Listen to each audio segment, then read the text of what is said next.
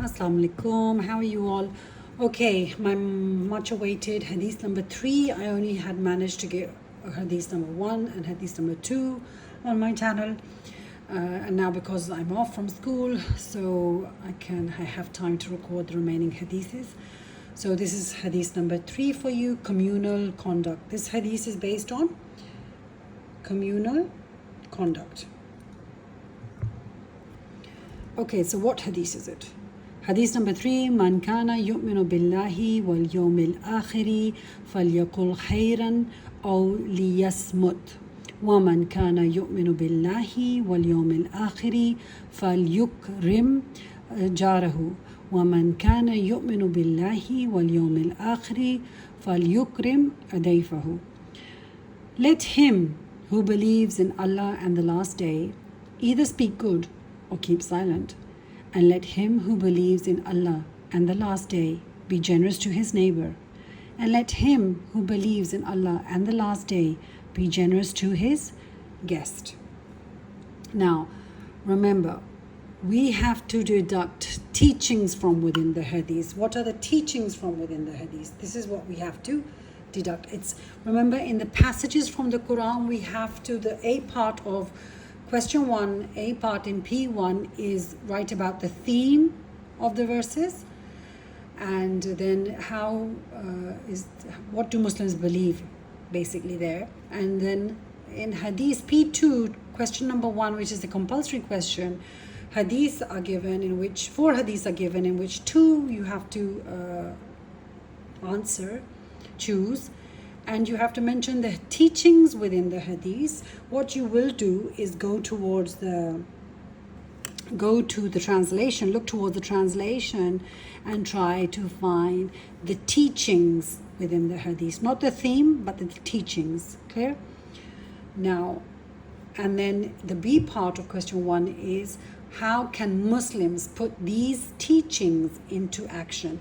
Teachings into action should be practical, achievable, modern day actions, not generalized actions. You must answer the question with a personal opinion of to how you could implement this hadith in your life, or how Muslims could implement the hadith. I don't want a mediocre or a generalized answer. Okay, let's go forward. Teachings within the hadith.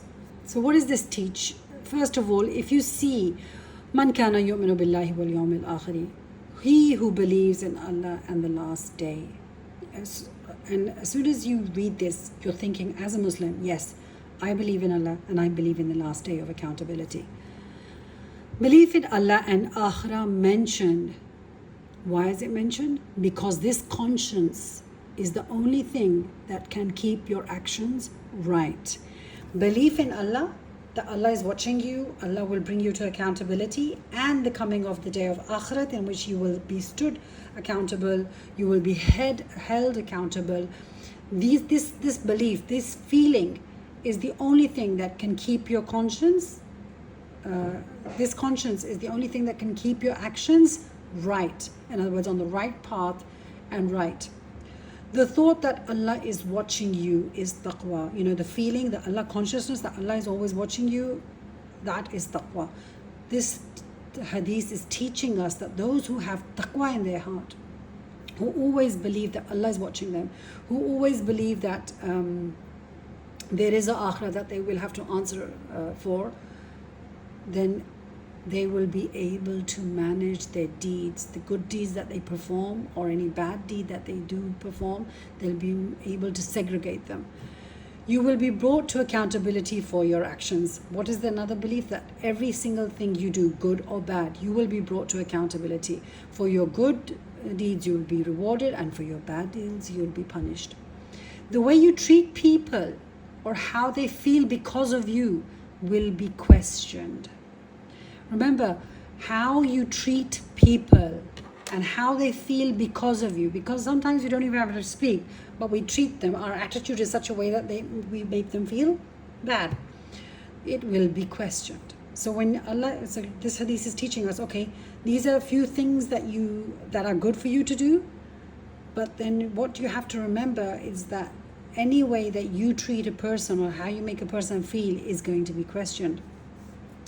Over here, حقوق العباد is highlighted. حقوق العباد is the حقوق of abd, حقوق of persons, حقوق, rights of people basically.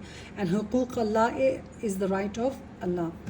So it's based, this teaching is within the hadith is based on communal conduct. How are we supposed to interact in a community?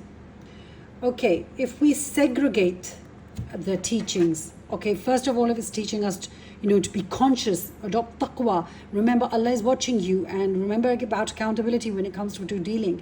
So the first thing that Allah is telling us to do, to say something good or remain quiet. So if we go down here to speech, if you've got something good to say it. If you don't, then remain silent. Use of speech, cause of many evils in the society. Swearing. Now, the misuse of speech, like if you're going to swear, then just stay silent. Sometimes answering back, the attitude that we adopt whilst answering back to parents, teachers, husbands, wives, disrespect in our tone. All of these things are going to be accounted for. Slandering somebody with your speech. Slander means to blame somebody of misconduct. Mocking, making fun of people, making fun. This is also, when you're making fun and you're saying something, if that is no good, that is something not good to say, not good to do. So it's better that you remain silent. Backbiting, that is such a common aspect in our society. Women love backbiting. But if you haven't got anything good to say, let's just remain quiet. Humiliating people with your speech. Boasting, sometimes you boast so much that you make the other person feel inferior. Degrading somebody because of their status, or because of their disability, or because they're not capable of understanding the way you can understand. Shouting at somebody is also the misuse of your speech. Vulgar language, talking rudely, talking indecent, and talking filth or vulgarity, or something indecent. Your tone in speech also matters. So these are the things that you should keep an eye on when you are speaking to somebody. And if you any one of these points you do adopt in your speech, then just remain quiet then. Quotes, what you can add. Okay, if you're going to add a quote in your question 1, remember it will be in your A part, not in your B part, because your A part, we're deriving the teaching, and to support the teaching we can bring up quotes from the Quran, from the Hadith. In the B part we won't need a quote because they're asking for your practical implementation of the Hadith, so you don't need a quote there. You don't practically imply something by using a Hadith. You practically imply something by doing something, experiencing something, or applying it, acting on it. So quotes, whenever I say a quote, you can add a Quran, the Quranic verse, a translation, or Hadith, its translation. Both are called quotes when it comes to Islamiyat O levels. Okay, Quran states, Qawlan Sadida, good speech, that emphasize on good speech. Then we have a Hadith that we can use in our A part, cultivate the habit of keeping silent much and talk less, for it is the domain of faith. It's a part of your faith to keep silent and talking less. Okay, there's another hadith that you can add to your work. Keeping silent is better than saying something bad. If you've got something bad to say, then it's better to stay silent. The reason why I've given you small quotes, that they're easy to learn and they'll still support your answer and they'll still gain you marks. Neighbors.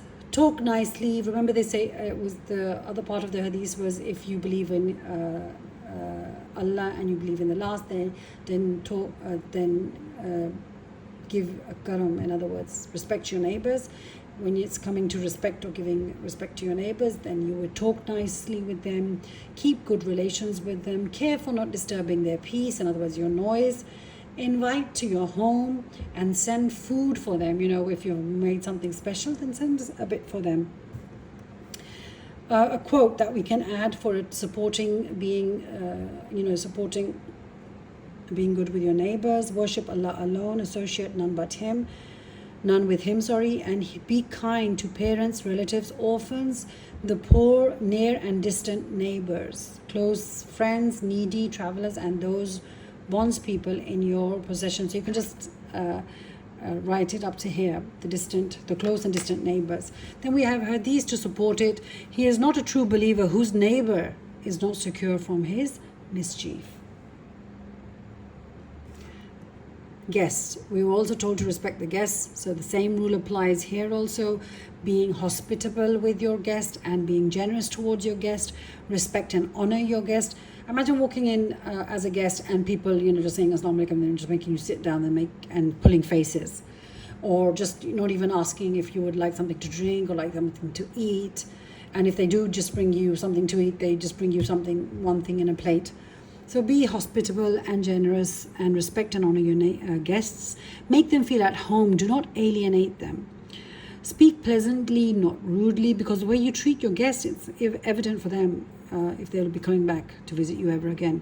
Take care of their necessities, their comfort. If they're coming to stay, then make sure that they have a place to stay and, if they're comfortable, the bedding, they have new sheets, a new towel.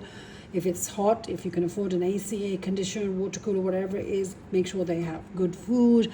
Accommodate them. If you have to share your room, whereas teenagers usually don't really like sharing their room, but if you have a cousin, like for the females, if they have a female cousin, and for the boys, if they have a boy cousin, that they have to accommodate in their room, or they have to sometimes vacate their room so that they could facilitate the whole family who is over, then do that. Be good. Examples. The Prophet, peace be upon him, used to get up many times to check on his guests. Now, this is the seerah of the Prophet, that if somebody used to come to stay with him, he would get up in the middle of the night many times to go and check if they are comfortable. The Ansar Sahaba welcomed the Muhajirin into their homes, and we all know about the Ansar and Muhajirin. And Ansari remained hungry just to feed his guests. So these are examples. How can these teachings be put? How can the teachings be brought into actions? Remember, I want a practical, achievable action. Check one's speech. What do we have to do as a student, as a teenager? Naturally, we're going to give the O-level exam, so we are teenagers, right? Not me, you all. Check one's speech. Not others, but own. You know what happens when we study about Islam? The first thing we do is start checking other people's speech. No, we have to check our speech. Does it include any swearing? Does it include boasting? Am I degrading anybody? We must check it. So that's a continuous effort. That every time you're about to, speak, make sure you check your own self. Think a second before you speak. Remember to always think twice before you say something, because sometimes we utter something from our mouths that we didn't really intend to be as bad as it sounds, but it comes out bad. From today, I know it's the in thing and it's considered very cool in teenagers to continuously swear. Many swearing words, whether you're belonging to an Urdu school or whether you're belonging to a private school, everybody thinks it's cool. Swearing, I'm telling you, it is not cool at all. If you are swearing, the hearer, the looker on, is always going to look at you in a disgusted way. So from today, what you can do is consciously remembering that Allah is watching you, and you have to answer for every single swear word you ever utter from your mouth. Omit swearing from today. And then make sure your neighbors are comfortable, your classmates. Okay, maybe your neighbors, your home neighbors, your parents are responsible for their comfort, but you are also responsible that you don't put too loud music on or whatever you are doing, watching the TV. Nowadays it's summer holidays and kids wake up until late, and then they're playing out in the garden and the people next door can hear them and they can't go to sleep. Make sure that you are not creating noise for your neighbors. Okay, your classmate sitting next to you is also your neighbor. During traveling, if you're traveling in a bus or a train or an airplane, the one sitting next to you is your neighbor. So make sure that you're giving them respect and not annoying them. Guests come over, welcome them nicely, give them time. Welcome them nicely, and then also give them time, because nowadays, because of our so-called study, it's study less and more of roaming on the internet. Give them time, talk to them, spend some time with them. Even if you do have to study, nobody studies continuously for 2 to 3 hours. The time that if you have guests over, the time that you're off from your studies, go and sit with them and talk with them. Don't just stay glued to your phones. Don't look fed up when it comes to guests, because your attitudes have an impact on them.